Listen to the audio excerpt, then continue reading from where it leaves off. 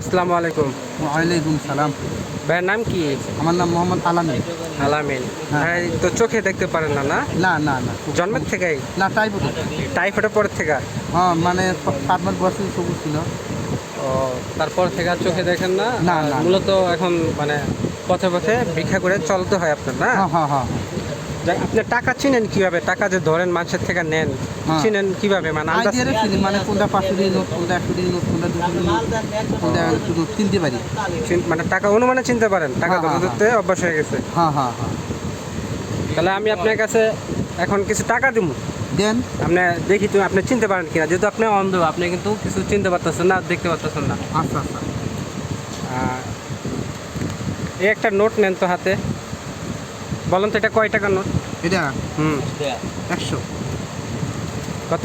100। এটা তো ওই ভাই বইলা দিছে, দেখে বুঝছেন আপনি। হুম। আচ্ছা ঠিক আছে, ওইটা